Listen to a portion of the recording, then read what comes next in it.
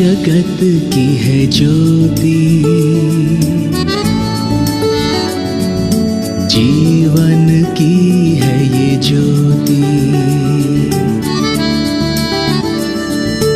यीशु जगत की है ज्योति, जीवन की है ये ज्योति। राह दिखाता है अंधकार में वो ज्योति, हर अंतर में चमका उठा दिव्य ज्योति। वो है दुनिया की सत्य ज्योति, दिव्य ज्योति, वो है सत्य ज्योति, सत्य ज्योति, सत्य ज्योति, सत्य ज्योति, सत्य ज्योति। सत्य ज्योति प्रोग्राम के सुनने वालों को प्रभु यीशु मसीह के नाम में मैं स्वागत करता हूं और विश्वास करता हूं कि आपने जैसे परमेश्वर के वचन को पिछले समय सुना है, आपको इस समय भी परमेश्वर वचन के माध्यम से आशीष देगा। आइए प्रार्थना करें। प्रभु, हम धन्यवाद देते हैं आपके अनुग्रह के लिए, दया के लिए, प्रेम के लिए। सहायता करें और अपनी महिमा को हमसे ले। यीशु मसीह के नाम में मांगते हैं, आमीन।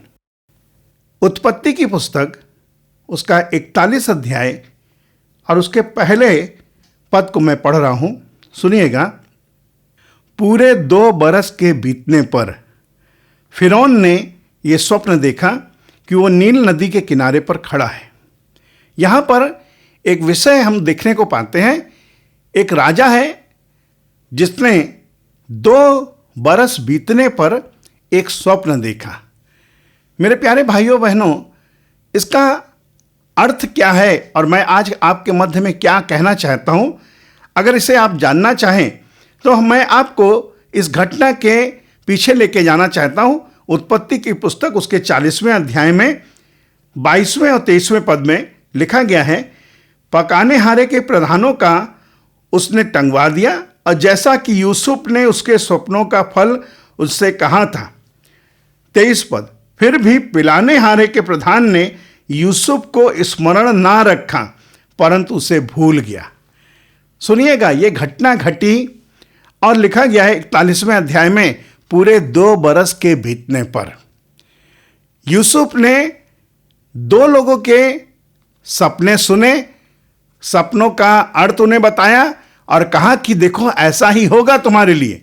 मेरे प्यारे भाइयों बहनों, उन दोनों के लिए वैसा ही हुआ, क्योंकि ये व्यक्ति की कहानी जो पिलाने वाला है, इसका मतलब जो पिलाने वाला फिरौन के सामने कह रहा है।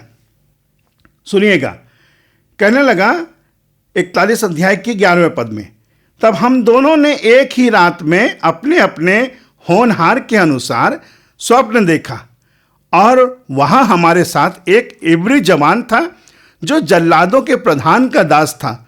सो हमने उसको बताया और उसने हमारे स्वप्नों का फल हमसे कहा। हम में से एक एक के स्वप्न का फल उसने बता दिया और जैसा जैसा फल उसने हमसे कहा था वैसा ही हुआ भी, अर्थात मुझको तो मेरा पद फिर से मिला पर वो फांसी पर लटकाया गया। मेरे प्यारे भाइयों बहनों, ये 2 साल के बाद फिरौन के सामने ये पिलाने वाला व्यक्ति कह रहा है कि 2 साल पहले हमने जो सपना देखा था और उसके अनुसार हमारे जीवन में घटना घटी, लेकिन ये पिलाने वाला व्यक्ति जब अपना पद पा गया तो ये 2 साल में उसके उपकार को भूल गया। लेकिन जब 2 साल के बाद लिखा गया है, पूरे 2 बरस के बीतने पर फिरौन ने सपना देखा। अब फिरौन ने जब सपना देखा तो ये पिलाने वाला व्यक्ति फिरौन के सामने सारी बातों का बयान कर रहा है। मेरे प्यारे भाइयों बहनों, यहां कहने का अर्थ यह है कि आपके जीवन में भी किसी ने अगर उपकार किया है तो कहीं ऐसा तो नहीं कि आप भूल जा रहे हैं। प्रभु ने आपके प्रति कितना उपकार किया है आपकी कितनी समस्याओं का समाधान किया है, आपको कितने दुखों से निकाला है। 2 बरस बीत जाएं, 5 बरस बीत जाएं, हो सकता है 10 बरस बीत जाएं। क्या आप प्रभु के उपकार को भूल जाते हैं या प्रभु के उपकार को स्मरण करते हैं? या ऐसा भी समस्या आ जाए कि कोई और दूसरा व्यक्ति जब ऐसे ही दुख में पड़े जो दुख आपके ऊपर पड़ा है और आप समस्या से कैसे उद्धार पाएं, तो उस व्यक्ति को भी आप बता दीजिए। और मैं धन्यवाद भी इस बात को देता हूं कि चलो 2 साल तक तो उसने नहीं याद किया, लेकिन 2 साल के बाद उसने याद किया। और फिर लिखा गया है 14वें पद में, तब फिरौन ने यूसुफ को बुलवा भेजा और वो झटपट बंदी गृह से बाहर निकाला गया और बाल बनवाकर और वस्त्र बदलकर फिरौन के सामने उसे पेश किया गया। मेरे प्यारे भाइयों बहनों, आप आज अगर किसी का उपकार कर रहे हैं, हो सकता है कि वो आज आपके उपकार को भूल जा रहा है। 1 साल याद नहीं रखता है, 2 साल याद नहीं रख सकता, 5 साल ना याद रखे, लेकिन जब भी आपने किसी का उपकार किया है तो ये सुनिएगा बहुत ध्यान से कि अगर आपने उपकार किया है तो आपका अच्छा होगा। शायद देरी लगे, लेकिन आपका अच्छा होगा। भूलने वाला तो भूलेगा, लेकिन आपके किए गए किसी भी उपकार को, किसी भी भले काम को सच्चा परमेश्वर ईश्वर कभी नहीं भूलता। वो आपको उसका प्रतिफल अवश्य देगा। तो मेरा कहने का अर्थ यह है कि चाहे कोई व्यक्ति आपके उपकार को भूल भी जाए, लेकिन प्रभु आपके उपकार को कभी नहीं भूलता। वो निश्चय आपके जीवन में परिवर्तन करके देगा।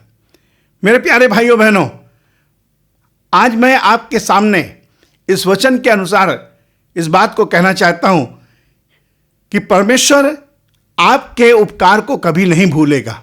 परमेश्वर आपके करे गए काम को कभी नहीं भूलेगा। शायद दुनिया के लोग उपकार को भूल जाएं, लेकिन प्रभु आपके उपकार को कभी नहीं भूलेगा। आज यूसुफ की मानिंद आप उपकार करते रहिए।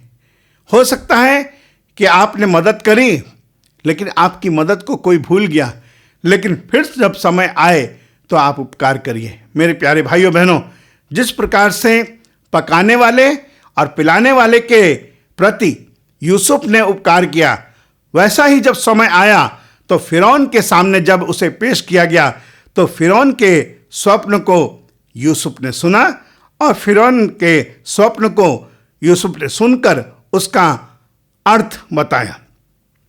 16 पद कहता है, यूसुफ ने फिरौन से कहा, मैं तो कुछ नहीं जानता, परमेश्वर ही फिरौन के लिए शुभ वचन देगा। यूसुफ क्या कह रहे हैं? परमेश्वर फिरौन के लिए शुभ वचन देगा। आज मैं आपको इस वचन के मुताबिक कहना मांगता हूं कि उपकार करने से कभी पीछे मत हटिए। मैं विश्वास करता हूं जब आप उपकार करेंगे तो आपका भी भला ही होगा। आपके जीवन में, मेरे जीवन में, दुनिया के हर एक इंसान के जीवन में, चाहे वो मसीह को जानता हो या ना जानता हो, लेकिन वो उपकार करने से कभी अपने आप को पीछे ना हटाए। आइए अपनी आंखों को बंद करें, प्रार्थना करें। प्रभु यीशु मसीह, हम आपका धन्यवाद देते हैं, प्रार्थना करते हैं प्रभु आपकी महिमा हमारे जीवन से प्रकट हो। सारा आदर, सारी महिमा आपको देते हैं।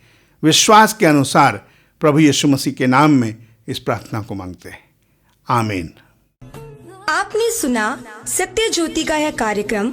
इसके विषय में अधिक जानने के लिए हमारे साथ संपर्क करें। हमारा पता है सत्य ज्योति, पोस्ट बॉक्स नंबर 89, कटक 753001। हमारा टेलीफोन नंबर है 9778715486। फिर से हमारा पता नोट करें, सत्य ज्योति, पोस्ट बॉक्स नंबर 89, कटक 753001। हमारा टेलीफोन नंबर है 9778715486। आज के लिए विदा लेते हैं। नमस्कार।